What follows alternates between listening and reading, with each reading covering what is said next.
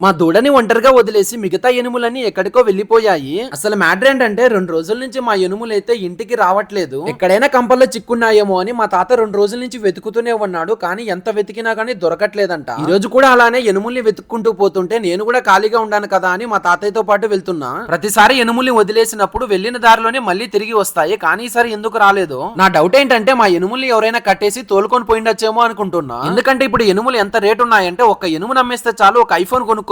ఎంతసేపు వెతికినా కూడా కనిపించట్లేదని ఇంకా గడ్డి గింజలు కోసుకొని ఇంకా ఇంటికైతే తీసుకొని వెళ్తున్నా. 2 రోజుల నుంచి పాలు లేక ఆ దూడైతే అల్లాడుతుంది. కనీసం ఈ గడ్డి గింజలన్నా తింటాదో లేదో. చీకటి పడే సమయంలో ఎనుములన్నీ ఇంటికి వస్తాయి కదా, అప్పుడైనా కనిపిస్తాయేమో అని మళ్ళీ పొలాల దగ్గరికి అయితే వెళ్ళాము. ఎక్కడైనా మధ్యలో కాలువలో పడిపింటాయేమో అని కాలువల కాడ చెట్ల కాడ అన్ని వెతికాము. కానీ ఎక్కడా కనిపించట్లేదు. ఇప్పుడు ఏం చేయాలో ఏంటో ఏం అర్థం కావట్లేదు. ఇంకా నెక్స్ట్ డే మా ఎనుములు వస్తున్నాయని ఎవరో చెప్పారంట. ఇంకా అందుకే అందరం కలిసి వెళ్తున్నాము. ఈ దూడని చూస్తే పాపం వేస్తుంది. 2 రోజుల నుంచి ఒంటరిగా ఇక్కడే ఉందన్నమాట. చూడండి, ఎనుములైతే ఒక్కటి కూడా లేవు ఇక్కడ. ఫైనల్లీ ఎనుములైతే ఇంటికి వచ్చేసాయి. ఎక్కడికి వెళ్లిపోయాయో తెలియదు కానీ ఇన్ని రోజుల తర్వాత తిరిగి మళ్ళీ అక్కడికే వచ్చేసాయి. ఈ 2 రోజులు మా తాతయ్య అయితే చాలా టెన్షన్ పడ్డాడనమాట. వాటికి ఏమన్నా అయ్యింటాదో, ఎవరైనా ఏమైనా చేసి ఉంటారేమో అని. ఎందుకంటే వాటిని కుటుంబంలో ఒక మెంబర్ లాగా చూసుకుంటారు. సడన్ గా కనిపించకపోతే బాధపడతారు. దేవుడి దయ వల్ల ఎనుములకి ఏం కాకుండా మళ్ళీ తిరిగి వచ్చినందుకు మా తాతయ్య అయితే చాలా హ్యాపీగా ఉన్నారు.